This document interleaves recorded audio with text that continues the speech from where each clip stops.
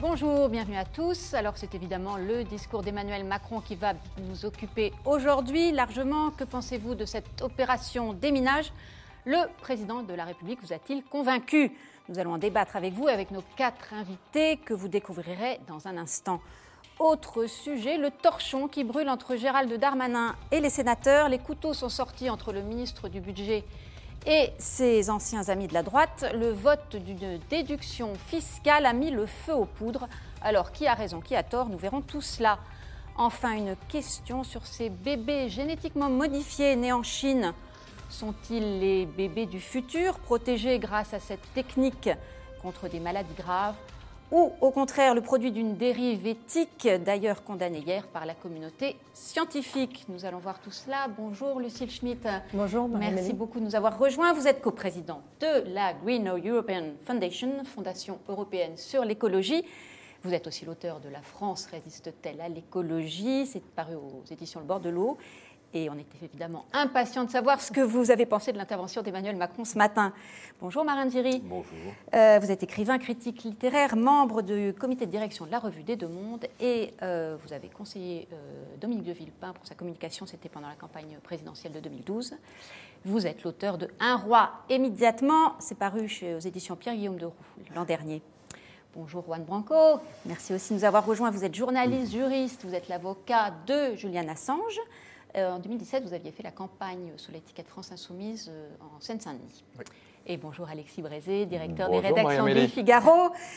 Figaro qui consacre encore 4 pages demain au phénomène des Gilets jaunes et aux réponses apportées par Emmanuel Macron. Alors on en parle tout de suite. Ce discours, est-ce qu'il a été à la hauteur des attentes ? Est-ce qu'il va réussir à faire rentrer les Gilets jaunes chez eux ? Le diagnostic du président était-il juste ? Les réponses apportées vont-elles dans le bon sens ? C'était évidemment tout l'enjeu pour le président de la République aujourd'hui. On va en parler, mais d'abord on écoute un extrait de son intervention ce matin à l'Élysée. Au fond, ce que je veux faire comprendre aux Français, et notamment à tous ceux qui disent en quelque sorte, on entend le président de la République, on entend le gouvernement, ils évoquent la fin du monde, et nous on parle de la fin du mois. C'est que nous allons traiter les deux, et que nous devons traiter les deux. Lucille Schmitt, je voudrais d'abord qu'on fasse un tour des tables pour avoir vos points de vue aux uns et aux autres sur le côté opération déminage réussie ou pas. On ne rentre pas dans le détail, juste sur l'ensemble de la prestation. 10 sur 20. 10 sur 20. C'est bien, vous commencez par une note, au moins c'est court. Marine Viry. Oui, je pense que ça tangente le passable, donc 9,5 sur 20. Un peu plus sévère, Juan Branco. Moi, je pense que l'intervention intervient dans un contexte où, de toute façon, le mouvement n'a pas forcément vocation à devenir un mouvement encore plus massif que ce qu'il était jusqu'à maintenant. Donc, je pense que Macron, qui a compris cela, essaye d'en récolter les fruits en donnant l'impression que c'est grâce à son discours ou ses annonces que la chose se réduirait. Par contre, là où il y a une grande erreur d'anticipation de sa part, à mon avis, c'est que si le mouvement ne va pas prendre l'ampleur en termes numéraires qu'on aurait pu le penser, elle va continuer sous des formes beaucoup plus disruptives et violentes que ce qu'il pourrait espérer, à mon avis. Donc, il a momentanément peut-être... Je pense qu'il a mal interprété la situation. Il a cru qu'il pourrait mettre un étouffoir sur le mouvement et qu'il va se retrouver dans une situation beaucoup plus complexe que celle qu'il espérait. Donc sur le carnet de notes, vous mettez un long commentaire, mais pas de notes. Alexis Brézé. Oui, moi je crois que c'est par cette intervention qui va faire s'étioler ou s'arrêter le mouvement. Il est possible qu'il s'arrête, mais pour d'autres raisons, parce que c'est Noël, parce que les gens en ont marre, etc. Mais cette intervention, mon avis, n'est pas du tout de nature à le faire s'arrêter. Macron est face à un problème des gens qui ne veulent pas d'augmentation d'impôts, de taxes en janvier. Et il n'a rien annoncé sur ce plan. Il leur dit, je vous écoute, je vous entends, je vous comprends, mais on continue. Les gens ne sont pas contents. Il n'y a aucune raison qu'ils soient contents. Et je pense qu'il y a une maladresse fondamentale qui est que si on veut renouer avec des gens, parce que là c'est une vraie rupture, si on veut renouer avec des gens, il faut mettre quelque chose sur la table. Et si on veut faire en sorte que les gens se remettent à vous entendre, à vous écouter pour que ce soit prêt à vous, il faut mettre quelque chose sur la table. Et le mettre quelque chose sur la table, c'est dire, bon, ok, vous n'êtes pas content, j'ai compris, on arrête, on suspend. On fait une pause. Et on discute. Mais dire, on continue et on discute, les gens disent, non, on ne discute pas. Puisque tu continues, on ne discute pas. À ça, souvent, on dit, oui, mais ça aurait été interprété comme le premier recul, et donc la porte ouverte à la fin prématurée, quasiment, du quinquennat. Marine Viry. Mais pourquoi je pense que c'est médiocre, au fond ? Parce que Il y a d'un côté une espèce de crise démocratique et de l'autre côté, il y a cette réponse à la crise démocratique qui est la transition écologique. Moi, c'est ce que j'ai compris de ce que disait le président de la République. Sa stratégie, c'est ça. La réponse à la crise démocratique, c'est la transition écologique. Mais cette crise démocratique, est-ce que véritablement il l'a intériorisée intelligemment lorsqu'il a fait cette intervention de ce matin? Je n'ai pas l'impression.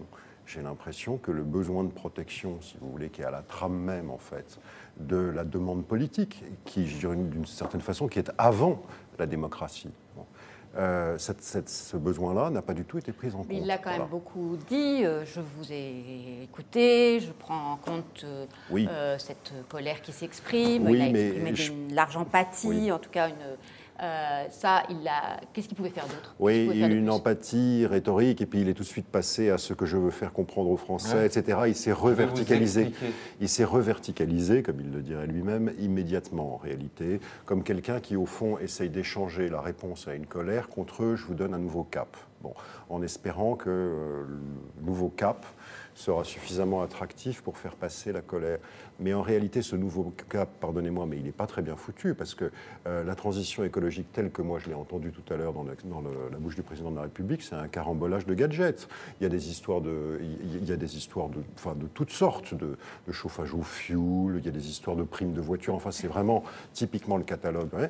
Et puis sur quelque chose de très très important qui est le nucléaire, en réalité il y a une demi-position qui est une espèce de fausse stratégie, dans laquelle on réduit la part d'eux, mais on continue de préserver la filière. Bon. Un catalogue de gadgets, les mesures sur l'écologie, Lucile? Moi, je voudrais expliquer pourquoi j'ai dit qu'il avait 10 sur 20, d'abord, parce que c'était peut-être un peu sibyllin. Je pense qu'il a 10 parce que, quelque part, il change, dans son discours, il change l'orientation qu'il a sur l'écologie. Personne n'a jamais cru que Macron croyait en l'écologie. Et là, depuis 48 heures, c'est un festival. Alors, on peut dire que c'est de l'opportunisme pour répondre aux Gilets jaunes. On peut aussi dire qu'il peut-être il commence à comprendre l'importance de ces sujets et le lien. D'un côté, Marin nous dit c'est du gadget, et vous non, moi je pense, il a compris, non, moi je pense que là, ça devient presque... Non, moi je dis deux choses. C'est-à-dire que d'une part, il y a la question de est-ce qu'on change d'avis dans son fort intérieur, et il y a la question de s'adresser à l'opinion publique. Oui. Il y a deux sujets. On est dans un régime présidentiel et on sait bien que la façon dont le logiciel d'Emmanuel Macron, ce qu'il pense, et ensuite ce qu'il communique, c'est lié. Donc je trouve qu'il y a quelque chose de l'ordre de l'évolution. J'observe qu'il a par exemple parlé d'écologie populaire. Et ça, je pense que aucun président de la République n'en avait parlé, soyons clairs. Donc il y a quelque chose sur l'ordre du switch. Enfin, est-ce qu'il change ou pas? Et donc on peut s'interroger là-dessus. C'est pour ça que je lui mets 10 sur 20. Après, dans les mots utilisés. Et puis alors, je ne suis pas tout à fait d'accord avec vous sur le catalogue. Je pense que le catalogue, quelque part, il répond aussi au fait que sinon, il est quand même très perché, Emmanuel Macron. Il nous fait un haut conseil le lundi, il nous fait un catalogue de mesures le mardi. Mais peut-être qu'il faut un petit peu de concret du catalogue pour pouvoir répondre à ce que disent les Gilets jaunes. Après, le sujet, et là je suis d'accord avec vous, c'est comment est-ce que c'est suivi des faits? Parce qu'on ne peut pas être écologiste le lundi et être pour Total le mardi et ensuite oublier les Gilets jaunes le mercredi. Donc le sujet, c'est au fond, qu'est-ce qui s'ouvre en termes de séquence politique? Est-ce que l'écologie va peser durablement ou être une belle au bois dormant qui va se rendormir pour 100 ans? Juan Branco, j'entendais, alors vous n'êtes pas le porte-parole de la France Insoumise, mais j'entendais Jean-Luc Mélenchon réagir à l'intervention du président de la République, dire oui, Macron rend le pognon, rétablit l'ISF. Il y a Adrien Quatennens à l'Assemblée. Non, ça c'est Adrien Quatennens qui disait ça, pardon. Et Jean-Luc Mélenchon qui a boycotté l'invitation à l'Élysée ce matin. C'est un peu court. Moi, je ne suis pas du tout d'accord avec votre ressenti.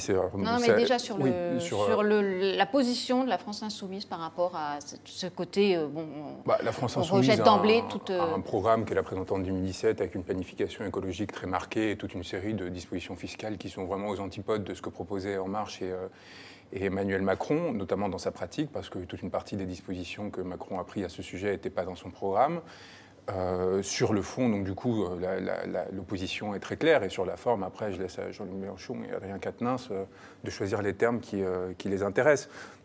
Moi, je pense que de toute façon, ce que vous disiez un peu, cette crise est d'abord une crise de la représentativité, c'est-à-dire la capacité à croire et à faire confiance en nos représentants, de la part des personnes qui, en fait, on le voit bien, c'est dans le profil sociologique des personnes qui ont été mises en cause, notamment lors des violences, c'est des personnes qui fondaient notre système, c'est-à-dire c'était des croyants dans le fonctionnement de la démocratie libérale qui acceptaient de déléguer leur parole à des représentants et qui considèrent qu'ils ont été trahis et qui veulent la récupérer.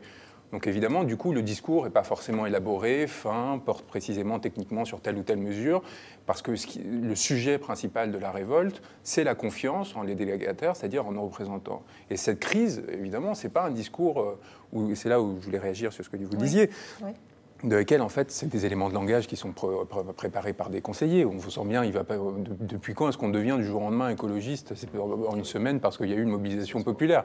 Il n'y a aucun sentiment derrière tout ça. C'est juste, il a demandé comment est-ce que... qu'il y ait du sentiment ou pas, la question c'est est-ce qu'il fera quelque chose? Vous disiez que c'était important à ce sujet, c'est-à-dire que la croyance personnelle était... Mais non, il a nommé François de Rugy, juste un mot là-dessus. Il fera rien. Il a utilisé l'écologie pour habiller une mesure de recette fiscale.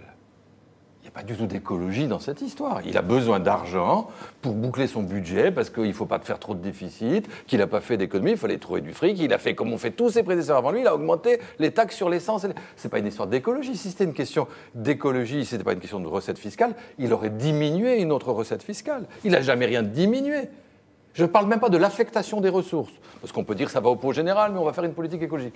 Je parle simplement de si nous dire ça c'est pas pour gagner, c'est pas pour faire rentrer de l'argent dans la caisse de l'État. À ce moment-là, il fallait rendre de l'argent ailleurs. Il ne le fait pas. C'est évidemment, ça n'a rien d'écologique. Et en invoquant l'écologie, il croit se protéger. En fait, il se piège. Car invoquant l'écologie et disant au fond c'est pour sauver la planète, il ne peut plus reculer. On peut toujours reculer pour. Et je réponds à l'objection que vous disiez tout à l'heure. Une baisse d'impôt, c'est une hausse d'impôt, on l'abroge. C'est pas une réforme, une hausse d'impôt. Et donc on dit, on ne va pas le faire maintenant, les gens n'en veulent pas, et j'y renonce. Mais la planète reculer, c'est se dire, je renonce à sauver la planète. Donc il se piège, ce qui est évidemment un souci pour lui, mais que ce piégeant, il piège l'écologie. Parce que la vérité, c'est qu'avec cette espèce de discours d'effroi, de punition, il est en train de rendre l'écologie insupportable aux Français. Cette façon de nous dire la fin du monde. Est-ce que vous entendez qu'on a des responsables politiques qui nous parlent de fin du monde? Mais autrefois, on reprochait aux curés de faire peur aux gens avec la fin du monde et vous allez en enfer. Et là, on nous dit... C'est l'apocalypse, quoi. Mais c'est inouï. Mais enfin, c'est un discours d'une irrationalité et totale. Tout ça pour déguiser une vague mesure de recettes fiscales dont personne ne veut. Oui. Alors, il a juste... Je voudrais qu'on écoute un extrait pour illustrer ce que vient de dire Alexis. Vous avez la parole tout de suite après. Un extrait sur justement, pour essayer sans doute de paraître assez proche des préoccupations. Il parle du chèque énergie, mais en même temps, il dit lui-même qu'il ne comprend pas grand-chose. On écoute. Les réponses que nous apportons sont trop abstraites, trop loin des gens, trop loin du terrain, trop, en quelque sorte, uniformes. Les gens disent leur souffrance, on leur répond chèque énergie. Mais chèque énergie, ils ne savent pas ce que c'est. Et la vérité, concrètement, moi non plus. Oui, moi, ce que je voulais dire, d'abord une première réaction par rapport à ce qu'a dit Alexis. La France est complètement à la traîne sur la fiscalité écologique en Europe. Et la question qui se pose, c'est pourquoi, quand on fait une réforme fiscale générale, par exemple, on supprime l'ISF, ensuite on additionne les choses et on fait de la réforme en termes de fiscalité écologique, ce qui fait qu'on présente toujours les choses en termes de plus et de punition, effectivement, sur l'écologie, alors qu'il faut articuler l'écologie avec le système global. La deuxième chose que je voulais dire, c'est que l'intervention d'Emmanuel Macron dit quelque chose sur le fait que ce n'est pas seulement des éléments de langage, c'est-à-dire que quelque part, oui, il a un moi intérieur qui est hyper techno, ça on va le reconnaître, mais qu'il se dit... Bon, il n'a pas pris conscience quand même. Premièrement, il n'a pas pris conscience, mais deuxièmement, il a raison de dire une chose, c'est que je ne suis pas sûre qu'aujourd'hui, quand on dit qu'il y aura un chèque énergie pour vous, les gilets jaunes lui fassent confiance sur le fait que le chèque énergie va arriver en temps et en heure par rapport au fait que l'augmentation de l'essence est quelque chose qui arrive tout de suite, enfin début 2020. Donc il y a un sujet sur le timing, il a raison de le dire, et il y a un sujet sur le vocabulaire. Après, c'est vrai que quand on entend un président de la République dire les gens, on a envie de lui dire au moins dit les Français, au moins dit les citoyens, au moins dit les personnes comme moi. Donc il y a quelque chose qui passe de l'ordre du vocabulaire. Mais je terminerai juste en disant une chose, c'est que sur l'écologie, je ne suis absolument pas d'accord avec l'idée de la punition. La question, c'est plutôt que les choses sont faites dans un grand désordre et en additionnant des choses qui n'ont rien à voir entre elles. On fait des hauts comités d'expertise, on fait des mesures fiscales, on dit qu'il faut changer l'alimentation et au fond, plus personne n'y comprend rien. Et je pense que l'écologie populaire, ça impliquerait que l'écologie, tout le monde y comprenne quelque chose alors qu'aujourd'hui, la confusion est à son comble. Oui, moi, mais juste aussi pour reprendre un peu, on comprend que vous tous... Vous dites ça n'a pas ce qu'il a fait, mais qu'est-ce qu'il aurait dû faire?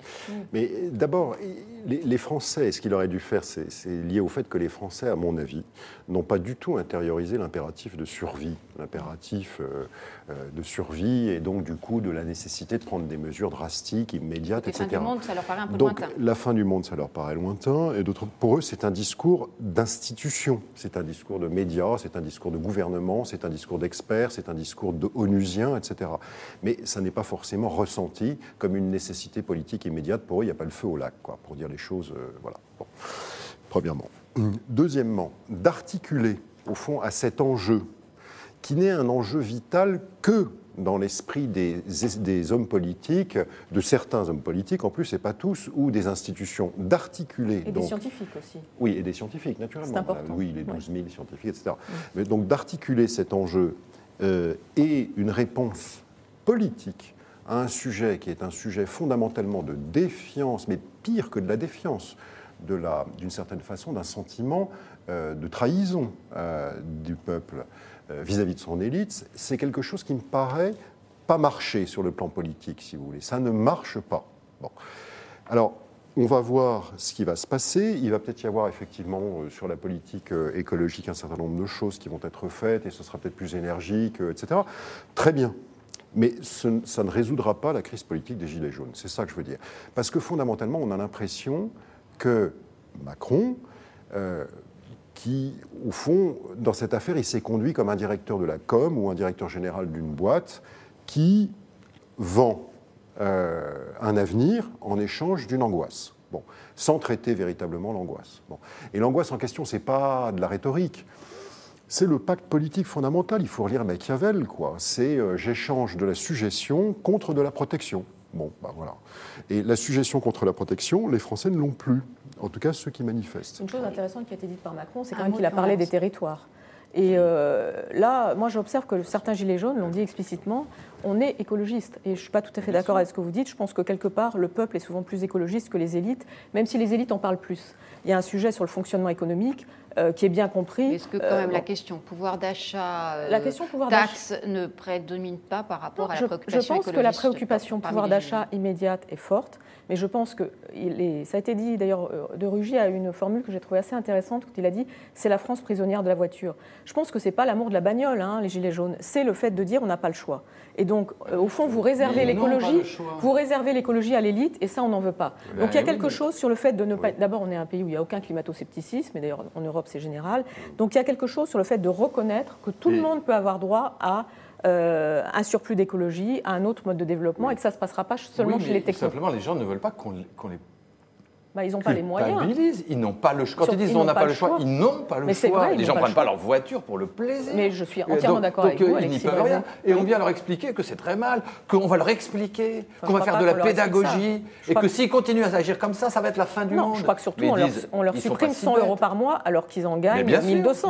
C'est ça le sujet. Je trouve ça inadmissible. Et ils savent par ailleurs que la France ne produit jamais que 0,9% des émissions de CO2 mondiales. Ils disent, bon, ça va bien, que la France pollue 2 fois moins que l'Allemagne, 15 fois moins que... Mais que le transport en France pollue beaucoup plus que les autres secteurs. Donc les gens ils disent, bon, d'accord, tout ça est vrai, mais c'est trop facile pour des gens qui vivent en ville et qui font de la trottinette et qui prennent de l'avion de nous imposer ça. Mais je crois surtout que personne ne croit que lorsque l'argument écologique a été avancé, il correspondait réellement à une intimité. On dit la même chose, ça n'était pas le vrai motif de cette décision, ça n'était pas l'écologie, c'était, il faut faire rentrer de l'argent dans le caisse. Il faut pas la décision, mais reconnaître... On va passer la parole à nos internautes, vous êtes d'accord, c'est plus la peine de continuer. Question du jour sur le Figaro.fr. Les annonces d'Emmanuel Macron sont-elles suffisantes pour calmer la colère des Gilets jaunes? Vous êtes plus que sceptique puisque vous êtes plus de 80%, oui 82% à estimer que non. Ça rejoint quasiment au pourcentage près la question qu'on vous posait sur Twitter. Les propositions d'Emmanuel Macron vous ont-elles convaincu? 83% de non. Alors, quelques commentaires. Monsieur Babineau nous dit « Le mouvement des Gilets jaunes ne tiendra pas sur le temps long. Macron essaye de gagner du temps. » On en a parlé, c'est vrai, c'est une question aussi de gagner du temps avec les 3 mois, la concertation. Christophe nous dit « Tout ça pour ça. Au-delà des mers, il fallait établir la TICPE flottante il y a 3 semaines. » Et puis voilà, alors on ne l'a pas évoqué, c'est vrai que parmi les mesures, les quelques mesures annoncées, il y a cette histoire de taxe flottante en fonction du prix du baril. Un petit mot là-dessus, juste pour répondre à notre internaute, Lucille, sur cette histoire de taxe flottante, bonne mesure, il aurait dû la lancer plus tôt. François Bayrou, de mémoire, dans les colonnes du Figaro, lui avait suggéré. Je ne sais pas si c'est ça le sujet. Je pense que la question est plus large. Le sujet, en tout cas, ça fait non, partie. Non, mais il n'y a pas eu, non, mais la question. Il n'y a pas eu pléthore d'annonces, c'en est une. Non, mais ce que je veux dire. dire. Ça n'est même pas une annonce. Il l'évoque en disant peut-être on va le faire si on se met d'accord là-dessus. Si on se met d'accord. Non, mais comme annonce, on a vu des annonces plus claires que ça. Une annonce, c'est une. Maintenant, on sait que de toute façon, s'il veut avancer sur ce sujet, il devra compenser. Il faut qu'il réfléchisse à ça avant de faire toute forme d'annonce. Il devra compenser sur le pouvoir d'achat. Je pense que c'est ça le sujet. Et là-dessus, je pense que quelque part, Macron a été inspiré par Nicolas Hulot. Parce que quand Hulot vient la semaine dernière faire sa grande émission de rentrée au bout de 3 mois, il articule le social et l'écologique. Et j'observe qu'aujourd'hui, Macron essaye de le faire avec ses mots à lui. Donc il y a un sujet qui a été mis entre parenthèses, et y compris chez les Verts d'ailleurs. C'est une question qui est posée à l'ensemble de ceux qui se disent écologistes. Et comment est-ce qu'on articule le social et l'écologie ? C'est aussi posé à l'opposition à Emmanuel Macron. C'est aussi posé à la France Insoumise, à ELV, etc. C'est un sujet sur lequel Emmanuel Macron n'est pas le seul à ne pas avoir de réponse. Oui. Marin de Viry, sans trahir vraiment au début de l'émission, enfin avant que l'émission commence, vous disiez les LR ne sont pas eux-mêmes très convaincants sur leurs contre-propositions. Non, moi j'ai trouvé qu'ils avaient une réponse. Enfin, tout à l'heure, j'écoutais les questions au gouvernement avant de venir. Il y avait une députée de Savoie qui, en fait, faisait un job oppositionnel basique, en disant le gouvernement est autiste, le gouvernement ne répond pas à la réalité de la demande, etc., sans véritablement rien proposer. C'était assez pitoyable, en fait. Et je pense que ce qui est vraiment d'intéressant, c'est ce que vous venez de dire, c'est-à-dire c'est le lien entre le social et l'économique et puis la transition écologique. Bon, ça, c'est quelque chose sur lequel, effectivement, là, du coup, il y a la possibilité de mettre les partenaires autour de la table et de faire une sorte de Grenelle, de New Mais Deal. Donc, cette concertation de 3 mois, elle a, sur le papier, vocation à faire ça ? J'espère. Alors, le partenaire, ce mouvement n'est pas incarné par des syndicats, des écologistes, des Si les partis peuvent servir à quelque chose dans la sortie de crise, c'est à ça. Mais non, mais personne ne va les entendre, personne ne va les écouter. Vous parlez de taxes flottantes, personne ne sait de quoi vous parlez. Comment est-ce que vous pensez que vous allez adresser à un mouvement qui est en train de révéler une crise civilisationnelle ? C'est-à-dire qu'on est en train de révéler des personnes qui n'en peuvent plus, qui sont saturées de la vie qu'ils vivent. C'est pas juste est-ce qu'on va rajouter 50 €, retirer 50 €. Quand vous parlez de la crise de carburant, c'est évidemment toute une question d'urbanisme, d'urbanisation du pays, quand on parle de rapport à la bagnole, c'est la capacité des personnes, quand vous dites c'est la capacité des personnes à ne pas vivre avec la voiture, c'est tout simplement la façon dont sont construites les villes, dont est construit notre tissu industriel, agricole, etc. On ne peut pas... C'est pas en discutant d'une taxe et en modifiant une taxe avec l'autre, mais bien sûr que si. Mais pardon, mais justement quand on accuse, excellente enquête. Quand on accuse, Marie-Amélie Lombard ici présente. Si je peux dire un mot, si je peux dire un mot, quand on parle de radicalité, par exemple, d'un mouvement comme la France Insoumise, qui en effet bouleverse complètement le rapport aux politiques qui est proposé à la fois institutionnellement, avec une 6e République, une assemblée constituante, etc., mais aussi en termes de perception, de répartition des taxes, des politiques publiques, c'est parce qu'on a conscience qu'il y a vraiment un pays à transformer entièrement, pas en jouant de mesures comptables qui vont ici rapporter 5 milliards, enlever 5 milliards. On est bien au-delà de cette question, et c'est ce que sont en train de dire les Gilets jaunes aujourd'hui. Et je voudrais dire juste un dernier point. Qu'est-ce qui empêche ces personnes d'aller effectivement participer à la concertation qui s'ouvre ? Mais on rigole ou quoi ? Enfin, c'est des personnes qui ne sont pas là pour participer au jeu politique. Ce n'est pas leur fonction. Ils sont en train de survivre, en train de vivre au quotidien. Ils ont dit qui a désigné des porte-paroles ? La question est pas du tout d'accord avec vous. Ça va tourner. Ils ont désigné des ça va tourner à la foire d'Empagne, ce truc-là. Parce que Macron pense gagner du temps, c'est ce que vous avez raison, il se dit je veux gagner du temps. Et donc il va créer un machin, on va faire des réunions, alors est-ce que ce sera dans les mairies, dans les régions, dans les départements ? Et ils vont y aller, les Gilets jaunes. Mais c'est qui les Gilets jaunes ? Vous verrez des gars avec des Gilets jaunes, il ne faut pas les mépriser. Mais c'est pas du tout des représentants. Mais c'est des vrais gens, ils vont y aller. Ça veut dire quoi ? Ils vont 8 gens parmi 300 000 manifestants, ça n'a aucun sens. Vous pouvez les accabler de votre mépris parce qu'ils ne sont pas encartés dans un parti politique. J'ai défendu les Gilets jaunes, moi. Je ne cesse de défendre. Mais parce que c'est la représentation, ces gens que l'on dit avoir été choisis, que tous les médias, mais moi je dis pas ça du tout. Mais ces gens ne représentent pas le mouvement. Attendez, c'est une crise de la représentativité. Ce que dit Macron, c'est qu'on va ouvrir des lieux de concentration décentralisés. Donc si je comprends bien, mais avec des Gilets jaunes de Lisieux à Lisieux, de Montauban à Montauban et de Saint-Girons à Saint-Girons. Ils iront. Bon, eh bien, ces gens-là, il y aura 1 ou 2 syndicalistes, 1 ou 2 représentants de partis qui seront minoritaires, et les Gilets jaunes... Des élus. Les cahiers de doléances, ça existe. Il y aura des élus, c'est pas ça qu'on propose. Mais vous ne le proposez pas, mais les Gilets jaunes, ils vont y aller. C'est pas ça c'est pas un cahier des doléances qui est proposé. C'est ça qu'il faudrait faire. C'est ça que ça va être. Ça va être à ça, et à un moment donné, ça va se retourner. Dans les réunions en contre préfecture, vous pensez que ça va donner ça? Vous rigolez, c'est des réunions technocratiques écrasantes où on va prétendre écouter ces gens-là. Prenez le pouvoir dans ces réunions. Je crois que les maires vont être assez proactifs dans cette histoire-là. À mon avis, il y a beaucoup de maires qui vont le saisir. Alors, je voudrais terminer de donner quelques réactions parmi nos internautes. Double B qui nous dit « Je ne suis pas convaincu du tout des annonces des commissions, mais aucun plan global. » Ça rejoint ce que vous disiez un peu les uns les autres au début. On met en place une taxe pour un soi-disant projet pas pensé. Monsieur Babineau qui continue à nous dire que le problème, c'est que le cri des Gilets jaunes est légitime, mais ça reste une infime minorité des Français. Ce qui n'est pas faux sur la mobilisation, on l'a vu, 280 000 le premier samedi, 100 et quelques mille ce samedi dernier. Au-delà des maires, le problème, c'est que derrière la pseudo-transition écologique, il y a besoin de rentrées supplémentaires pour boucher les trous. Et m'insister, les Français se révoltent contre un système global. Un béarnais Macron s'obstine dans son piège abscon. Il est convaincu qu'il est dans le vrai, quitte à nous faire plonger avec lui. Et Nicole qui continue, il accuse encore, c'est Emmanuel Macron, accuse ses prédécesseurs, mais il oublie qu'il a largement fait partie du précédent, surtout pour les impôts et taxes. Enfin, citoyens payeurs, la plupart des Gilets jaunes ne demandent pas d'aide, ils veulent simplement vivre de leur travail sans être assommés de taxes. Et enfin, je termine vraiment, parce que nous avons plein de réactions, mais je vous redonne la parole. Magnum, quid du ferroviaire pour désenclaver les régions périphériques? Macron ne l'a même pas soulevé. Un dernier point là-dessus, faire de la pédagogie, vous disiez, Alexis, c'est pas forcément utile. Je pense qu'il faut arrêter de dire aux gens, on va vous expliquer, puis quand on vous expliquer une fois, 2 fois, 10 fois, 15 fois, vous allez comprendre. Les gens, ils ont compris, ils ne sont pas d'accord. Bon, après, on peut regretter qu'ils ne soient pas d'accord, on peut ne pas être d'accord avec les gens qui ne sont pas d'accord, mais l'histoire de la pédagogie, on va vous expliquer, c'était le maître mot de Macron, c'était on ne leur a pas assez expliqué. Les gens, on leur a expliqué, et ils disent, non. Et donc il faut trouver une réponse à ça. Je trouve qu'il y a quelque chose, tout à l'heure, vous disiez, au fond, ce n'est pas une histoire de 50 €. Moi, je pense qu'il y a quand même quelque chose sur l'injustice de la répartition de l'argent là-dedans qui est très fort. Je pense qu'il n'y a jamais d'argent pour faire la transition écologique. Mais je tiens à le dire, c'est-à-dire que lorsqu'on est écologiste, lorsqu'on est minoritaire, on est classiquement très pauvre. Et là, il y a le sentiment que quelque part, la justice fiscale, ce serait au fond que les riches payent un peu aussi. Il y a un sujet aussi sur l'anticapitalisme. Il y a quelque chose auquel il faut réfléchir pour Macron, qui est quand même la répartition de l'argent. Comment est-ce qu'il veut faire en sorte qu'il redistribue davantage, lutter contre les... Le fondement de son projet, c'est l'inverse. Mais je ne suis pas...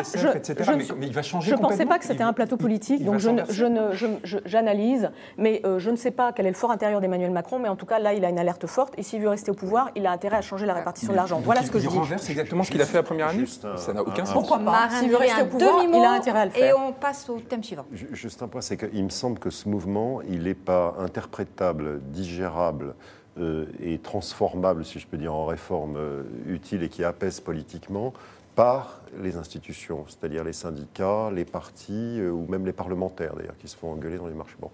Donc il faut une autre forme de traitement politique de l'affaire des Gilets jaunes. Donc si le mouvement s'amplifie, ça veut dire qu'il va falloir trouver une autre forme. Cette autre forme, c'est forcément quelque chose qui ressemble à des états généraux, à des cahiers de doléances, à quelque chose comme ça, parce que sinon ça ne va pas passer par les partis. Que ce soit d'ailleurs le vôtre ou... Oui. Pour clore le sujet, on va juste écouter un dernier extrait d'Emmanuel Macron. Alors, à la fin de son intervention, il a essayé d'élargir un peu. Il expliquait que finalement, tout ça était peut-être une chance et que c'était un problème qui s'est posé partout, ailleurs aussi, dans les autres démocraties. On l'écoute. Je crois qu'au fond, ce que nous sommes en train de vivre peut être utile et favorable. Parce qu'il y a trop de problèmes, de frustration, de non-dits qui traînent depuis plusieurs décennies. Au sens propre, ces questions qui aujourd'hui remontent à la surface, elles n'ont jamais été vraiment traitées et elles empoisonnent la vie de la nation. Et mon sentiment profond va même plus loin, c'est que ces problèmes, toutes les démocraties contemporaines ont à les affronter. Je vous laisse méditer ces propos. On parle du thème suivant. On n'a pas du tout parlé du nucléaire, parce qu'il annonce quand même qu'on continue le nucléaire. On continue le nucléaire, en tout cas.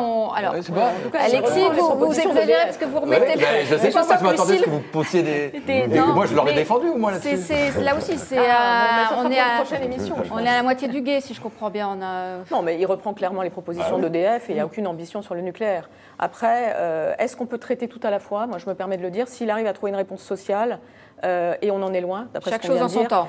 Non, moi je pense qu'on l'attendait sur le nucléaire, mais ce qui aurait été très bien, c'est que sur le social, il soit un peu plus convaincant. Voilà. Est-ce que je peux juste dire un mot sur... Alors on a rouvert le débat. Juste un mot sur l'aporie du macronisme, pour moi, c'est son eschatologie. Parce que là, ce qu'on n'a pas dit, c'est que ce côté sur la fin du monde, ce discours sur la fin du monde, c'est exactement le même discours qu'il porte sur le Front National. Et c'est le discours qu'il essaie de faire porter sur les européennes, parce qu'il sait très bien que c'est le seul fondement de sa légitimité politique. C'est le fait d'avoir empêché Marine Le Pen d'arriver au pouvoir. Sauf qu'en fait, ça ne crée pas de base sociale, ça ne crée pas d'adhésion dans la société. Si vous fonctionnez seulement sur le rejet et la peur, à un moment, vous vous effondrez. Et c'est le risque qu'est en train de prendre Macron aujourd'hui, c'est d'un effondrement de l'ensemble du système qu'il tient, à force de jouer à cette carte, en effet, de moi ou le néant, ou moi l'abîme. Qui s'est d'ailleurs passé en deux temps. Et là, je vous rejoins. D'abord, vis-à-vis des Gilets jaunes, pardon, je me mets le bazar, qui était commencé par dire c'est moi ou le nazisme. Parce qu'au fond, c'était des nazis qui étaient en train, la peste brune était en train de remonter le truc.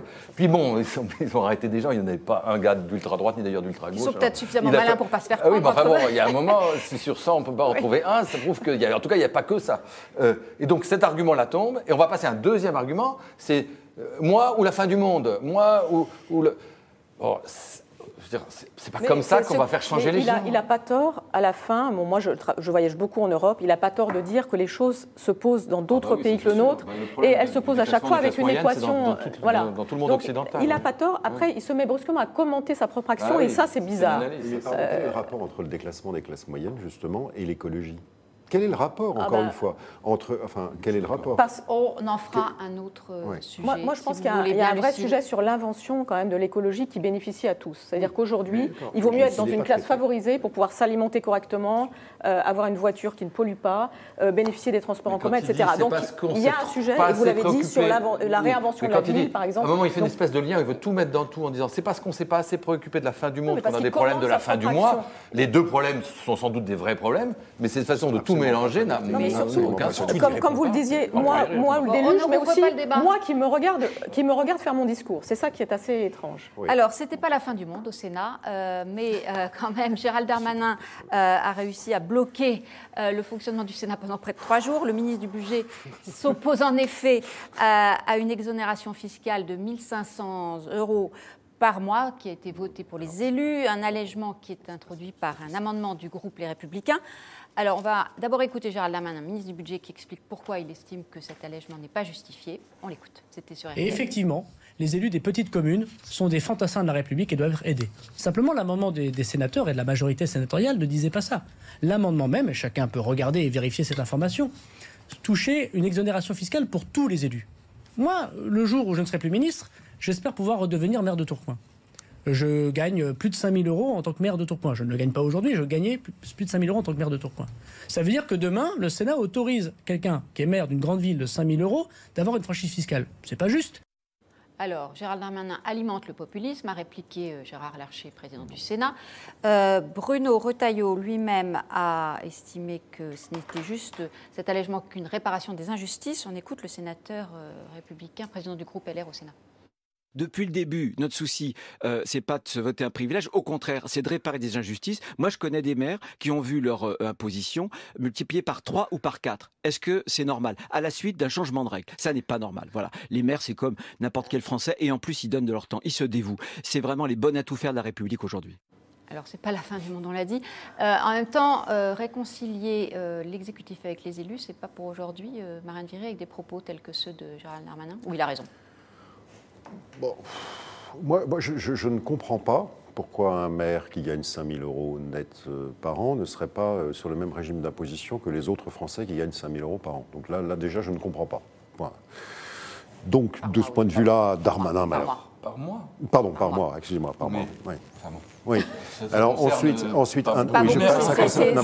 c'est Donc de ce point de vue-là, l'argument qu'il a utilisé est juste. Maintenant, si on descend dans la hiérarchie des rémunérations, dans la hiérarchie des rémunérations, les maires qui gagnent 1 200 € par mois, etc. En quoi ne devraient-ils pas payer les mêmes impôts que ceux qui gagnent 2 200 € par mois? Mais l'amendement, si on l'a bien compris, c'était justement ce que reproche Darmanin, c'est de dire l'amendement, il visait tous les élus, qu'ils soient des maires de petites communes et gagnent peu en indemnité, ou qu'ils soient de métropole et qu'ils aient effectivement des indemnités beaucoup plus subséquentes. Pardon, juste sur ce point-là, enfin, en quoi y a-t-il une différence de traitement entre les élus et le reste de la population du point de vue de l'impôt sur le revenu? C'est ça qui me paraît. Enfin, on ne peut pas introduire une différence de traitement entre les élus et le reste des assujettis à l'impôt sur le revenu, ou alors on est dans une forme de rupture d'égalité. Bon, voilà, c'est tout. Alexis. Moi, j'avoue, je ne comprends pas pourquoi le gouvernement, Darmanin met de l'huile sur le feu sur une vraie question. On a d'un côté les citoyens qui disent les élus sont toujours trop payés, d'abord il y en a trop, ils servent à rien, ils s'en mettent plein les poches. Mais ça, c'est le discours. Pour les maires. Mais alors, quand même, bon. Et puis après, il y a la réalité du fait qu'on ne trouve plus de maires, parce que quand on connaît, je ne parle pas des maires des grandes communes, et encore, mais être maire d'une petite commune rurale, c'est que des emmerdements, c'est beaucoup d'emmerdements pour pas 1 000 € par mois. Dans une petite commune rurale, c'est 300 ou 500 € par mois. Donc, il faut arriver à concilier ça. Jusqu'à présent, on disait, on ne va pas trop les payer. Mais comme on ne les paie pas beaucoup et qu'on n'en trouve pas assez de candidats, ils ne paieront pas d'impôt sur ce qu'on les paie. On les paie avec 500 €, mais il n'y a pas d'impôt dessus. Et puis, pour faire vis-à-vis des citoyens, de dire on ne peut pas avoir de poids, de mesure, il faut que tout le monde paie des impôts, on a dit on va les fiscaliser. Mais le résultat, on le voit là au municipal, il n'y a plus de candidats pour être maire. Bon, donc, je reconnais que là, il y a une sorte de tension dialectique entre deux préoccupations, une démocratique et une d'efficacité, parce qu'il faut quand même des gens pour gérer les communes. Et que le gouvernement, qui devrait être le premier, qui a le premier intérêt, c'est qu'il y ait des maires et des bons maires qui fassent le boulot, il avait qu'à dire, c'est pas compliqué, plutôt que faire un tweet en faisant semblant de croire que les sénateurs voulaient à tout prix supprimer les impôts sur les élus, il avait qu'à dire, c'est une bonne idée de supprimer les impôts sur les petits maires, mais faisons attention à ce que tout le monde ne soit pas exonéré. C'était facile. Oui. Il prend délibérément le parti d'aller les taper en leur disant « vous voulez supprimer les impôts parce que vous êtes du côté des privilèges ». Il se fait taper dessus et c'est un peu normal. Sur cette question. Moi, je pense qu'il essaie de se racheter une virginité politique et médiatique avec un gouvernement qui est considéré comme appliquant une politique fiscale très injuste, et donc il essaye de taper sur un corps intermédiaire pour essayer de se construire une image. Rappelons quand même que Darmanin, dans la même séquence, dit qu'on ne peut pas manger pour moins de 100 € par personne 200, à Paris. 200, oui, donc 100 € par personne, 200 € avec la mise. Enfin, je veux dire, en parlant de déconnexion des élites et des classes politiques avec les populations, s'il y en a un qui n'a pas de leçon à donner, c'est lui. Donc, moi, je serais plutôt d'avis de ne pas rentrer dans le débat pour ne pas lui offrir cette fenêtre pour essayer de créer une polémique qui détourne des vrais sujets et donne l'impression qu'il serait du côté du peuple au détriment d'une institution dont je pense que à laquelle la droite est très attachée. Moi, je considère qu'il faudrait la supprimer. Mais bon, voilà. Enfin, je veux dire, il faut pas offrir à ces hommes politiques la possibilité de créer des polémiques inutiles juste pour se recréer des images qui ne correspondent pas à la réalité. Lucie, oui, moi je pense que moi je suis peut-être old style, mais je suis très choquée qu'un ministre communique avec le Sénat par tweet. C'est-à-dire qu'en plus, il n'était même pas à la séance où ça a été discuté. Donc ça sent la mauvaise foi et les arrière-pensées à plein nez. Sur le fond du sujet, je rejoins Alexis Brézé. On ne trouve plus de maire parce que ce n'est pas rémunéré. D'ailleurs, ce n'est pas un salaire. Je crois que ce qui est important, c'est une indemnité. Et au fond, il y a quelque chose aussi il y a la tentation toujours d'utiliser le fait que les Français ne savent pas comment ça marche pour leur faire croire qu'au fait, on essaie de les rouler. Et ça, moi, j'aimerais qu'aujourd'hui, ceux qui font de la politique à très haut niveau, comme Gérald Darmanin, se disent voilà, non, je ne vais pas utiliser l'ignorant, je vais plutôt essayer d'expliquer comment ça marche. C'est peut-être une utopie, mais là, je trouve qu'il y a quelque chose de tiens, ils sont ignorants, tiens, ils sont remontés contre les élus, je vais utiliser le truc de la même manière qu'il y a eu cette pétition Balance ton maire. C'est le match retour de ça. Puisque Balance ton maire. Donc, soupçonne un peu Gérald Darmanin d'être à l'initiative de cette. Donc, Gérald Darmanin, il adore les réseaux sociaux quand il veut, quelque part, se venger de ses anciens copains.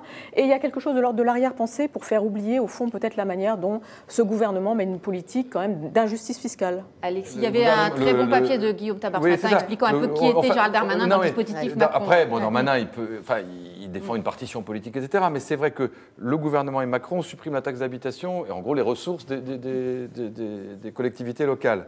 Là-dessus, les collectivités locales essaient de se rattraper en augmentant, en dessous sans trop le dire, les impôts. taxes. Là-dessus, Darmanin, et donc ça compense dans l'esprit, la réalité de la vie des gens, les baisses d'impôts consenties par l'État, puisque celles des collectivités qui montent. Donc Darmanin et le ministère du Budget furieux va dénoncer les maires qui augmentent la fiscalité locale.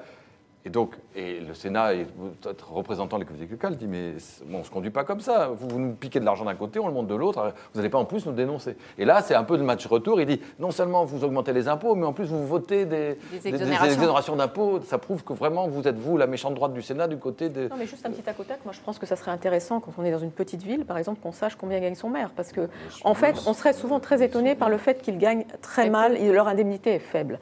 Après, il y a aussi un usage. Moi, j'ai été élue à plusieurs reprises. Il y a aussi un usage de l'argent qui est très opaque, c'est-à-dire que le fait qu'on ait une indemnité faible fait qu'ensuite peut-être on va déjeuner gratos. Donc il y a un sujet au fond sur une transparence sur l'utilisation de l'argent public qui on ne s'enrichit pas en étant maire, franchement. On ne s'enrichit pas, mais au fond, en mettant les choses à plat, l'exercice de transparence bénéficierait, à mon avis, à l'image des élus. Alors, quelques réactions aux commentaires de nos internautes.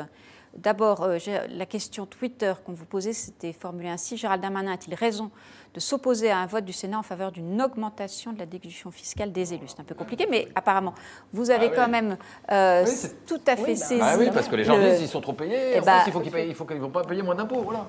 Du coup, est-ce que ça a orienté les réponses? Vous êtes 61% à répondre que oui, il a raison. Claude nous dit, sur ce coup-là, Darmanin a raison, c'est une honte. Ceux qui n'arrivent pas à finir leur fin de mois sont taxés à un max et cette caste d'élus veut moins payer d'impôts. Un internaute qui n'est pas nommé, Darmanin se venge juste du Sénat, on l'a évoqué, ça vient de loin cette affaire. Si je nous dis ce qui n'est pas normal, c'est que des élus puissent s'auto-voter des avantages. Double B, exact, pourquoi un régime fiscal différent? Jean-Michel ajoute que les sénateurs aillent dire leurs soucis, entre guillemets, aux gilets jaunes. Et Dupont, tout travail mérite.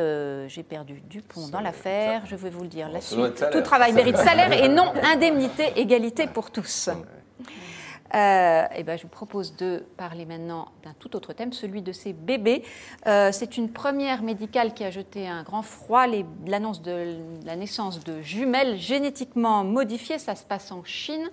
Une enquête est d'ailleurs en cours sur ce qui serait une violation de principes éthiques fondamentaux. On en parle, mais d'abord on écoute le médecin, professeur à l'université de Shenzhen, à l'origine de cette, je ne sais pas comment qualifier ça, première scientifique plus que controversée. On l'écoute. Grace started her pregnancy by regular IVF, with one difference. Right after we sent her husband's sperm into her egg, we're also sending a little bit of protein and instruction for a gene surgery. The result indicated that the surgery worked safely as intended. No gene was changed except the one to prevent HIV infection. Marine Viry, c'est dérive individuelle ou preuve qu'avec la génétique ça peut devenir dangereux? En fait, je ne connaissais pas cette affaire. Ce qui se passe là, c'est donc plutôt de la thérapie génique. On est dans cet ordre d'idée-là, plutôt que de l'eugénisme. En fait, mais la grosse différence, c'est que ça se fait surtout sur l'embryon avant l'implantation dans l'utérus. On ne modifie pas les gènes. C'est la manipulation génétique en vue d'éviter une maladie. En vue d'éviter, voilà, c'est ça. En vue d'éviter une maladie. Mais ça n'est pas de la sélection. L'espèce, c'est le sida qui est avancé comme. Oui, absolument. Bon, oui, ça me gêne, oui, bien sûr, ça me gêne. Je ne saurais même pas d'ailleurs dire pourquoi ça me gêne, en fait. Ça me gêne parce qu'on trafique quelque chose qui est de l'ordre du phénomène naturel et qu'il y a une forme de, comment dirais-je, d'immensité des conséquences vertigineuse, quoi. C'est vertigineux. Bon. Alors, le pire, évidemment, là-dedans, c'est la sélection. Mais là, la sélection n'a pas lieu. Mais enfin, quand même, ce sont les mêmes techniques, j'imagine, que les techniques de la sélection, parce qu'il s'agit quand même... Est-ce qu'on ne peut pas dire, finalement, parce qu'en poussant le raisonnement, il ne fait que faire avant ce qui se pratique après. Et on trouve aujourd'hui scandaleux qu'il le pratique avant. Il y a une différence. C'est que quand on va soigner quelqu'un qui est malade, c'est la personne qu'on soigne en modifiant un gène, et la personne guérit ou ne guérit pas, mais la modification répond, un, à une maladie, et deux, est limitée à la personne déjà vient constitué. de soigner. Là, on ne soigne pas quelqu'un. On modifie ses gènes on manipule le vivant pour lui donner des vertus extra-naturelles qui vont se transmettre à sa descendance. C'est-à-dire qu'on modifie exactement comme pour un épi de blé ou une tomate, on modifie son génome et ses enfants auront le même génome modifié. Avec d'abord, on n'est pas sûr que ce soit vrai ce qu'il raconte, un Chinois, parce que enfin, si c'est vrai, ça veut dire, d'abord, on ne sait pas quelles conséquences. Il n'y a pas un gène de la réception au sida. Les gènes, ils font 1000 trucs, ils interagissent entre eux. Donc le fait d'en bouger un, on ne sait absolument pas les conséquences que ça va avoir sur les autres. Et donc on peut se retrouver demain avec des conséquences en chaîne sur cet enfant et les enfants de cet enfant qui seront absolument désastreuses. Et puis par ailleurs, cette technique-là de modification de la nature de l'être humain, ça veut dire qu'effectivement, demain, on pourra décider de faire que des grands, que des petits, que des yeux bleus, que des QI, etc. C'est l'introduction de l'eugénisme là, absolue dans le séquençage du génome. Lucille, vous pensez que la communauté scientifique et même au-delà arrivera à juguler ce genre d'initiative individuelle et à faire en sorte que ça paraît un combat perdu d'avance? Non, je pense que ce qui est intéressant, c'est qu'il fait sa petite vidéo juste avant un congrès, parce qu'en fait, il veut se mettre en avant vis-à-vis de ses pairs. Et il le fait en anglais, etc. Bon, et donc, ce qui est intéressant, c'est que là, il va rencontrer ses pairs et qu'il y a une condamnation assez unanime. Donc, mais je veux dire, il y a plusieurs choses. Premièrement, on savait qu'on était menacé de ça depuis des années et des années. Ça fait partie des films de science-fiction depuis toujours. Et depuis qu'il y a la technique CRISPR, qui est une technique assez simple pour modifier le génome, on savait que ça existerait. Donc, il y a quelque chose presque de sain, moi je vais le dire, sur le fait qu'aujourd'hui, on soit face à une forme de réalité, si la vidéo est vérifiée, si Lulu et Nana existent vraiment. Ce sont les prénoms des jumelles. C'est le prénom des jumelles, Lulu et Nana. En tout cas, ce sont des prénoms qui sont compréhensibles par tous, par le monde entier, et non pas des prénoms chinois. J'observe donc qu'il y a une opération de communication dont ça m'étonnerait que ce soit une opération individuelle. Donc il y a quelque chose aussi sur le nationalisme chinois là-dedans qui est fort. Hein. Mais en même temps, la Chine l'État chinois a ouvert une enquête. Alors, oui, mais bon, le sujet de est-ce qu'il condamne vraiment et que veut dire cette vidéo. Mais restons sur l'éthique. Restons sur l'éthique, mais sachons quand même que le sujet de qui maîtrise ce genre de technologie et comment s'en servir est posé, y compris en termes d'appétit de puissance. Premièrement. La deuxième chose, c'est effectivement, est-ce qu'il peut y avoir une éthique scientifique là-dessus ? Ça relève pas seulement des scientifiques, c'est important qu'ils parlent là-dessus, mais on a aussi la question de la bioéthique qui est devant nous, et c'est une question politique. Moi, c'est ça qui me semble importante. On ne peut pas laisser cette question seulement aux scientifiques, et en ce sens, moi, j'aimerais que sur des sujets comme ça, par exemple, quand on réunit le G8, le G20, quand l'Union européenne se réunit, il y ait quelque chose qui soit de l'ordre d'une condamnation très, très claire là-dessus, mais ça implique peut-être aussi de condamner une certaine utilisation de l'innovation scientifique plus largement. Avec ces bébés, on passe un cap, mais ça existe pour les animaux, ça existe pour les plantes. Donc il y a quelque chose sur le monde tel qu'il est dessiné à travers cette vidéo qu'il faut condamner fermement, et c'est une question politique et non seulement scientifique. Juan Branco, c'est vraiment, ça fait partie de cette fantasmatique du transhumanisme, en fait, qui est vraiment de la capacité de créer des individus plus performants. Et c'est une idéologie qui s'inscrit en fait dans une idéologie qui est une idéologie marchande, c'est-à-dire vraiment où la performance prend le pas sur toute forme de valeur, de sacralité et de tabou. Et on est quand même sur une remise en question qui est assez propre à la société humaine, c'est-à-dire qu'on va toujours essayer, on a une hubris comme ça, on essaie de dépasser les fondements de notre société en permanence.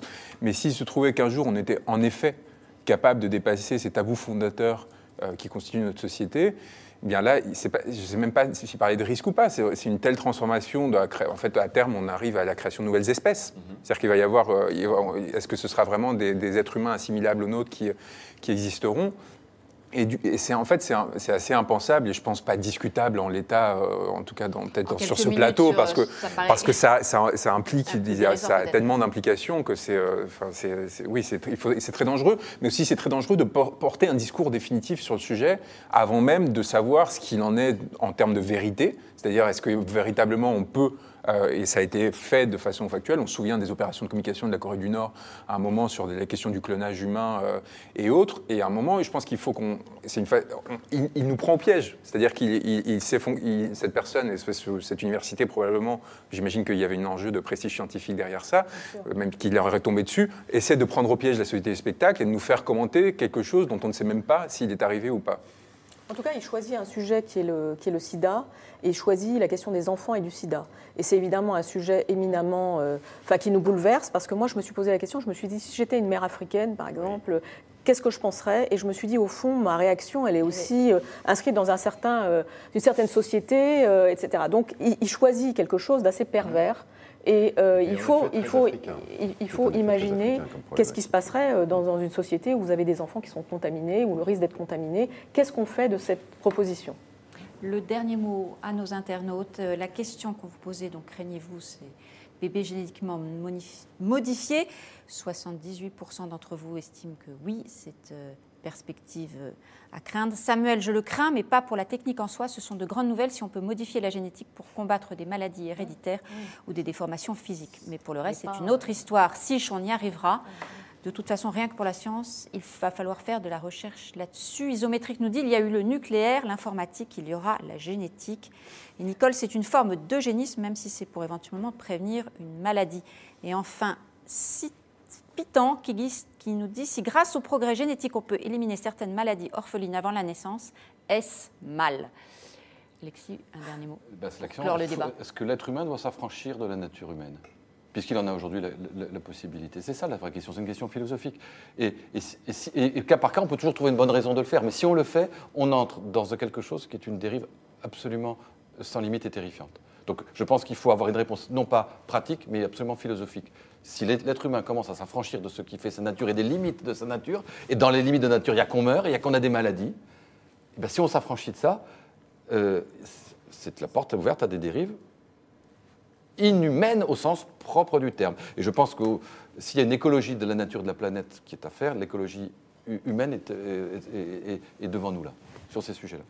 Merci beaucoup à tous les quatre. Merci à tous de nous avoir suivis. Merci aussi à Jérémy Pontieux de nous avoir répercuté toutes vos questions. Et rendez-vous demain pour un nouveau point de vue avec Guillaume Roquette.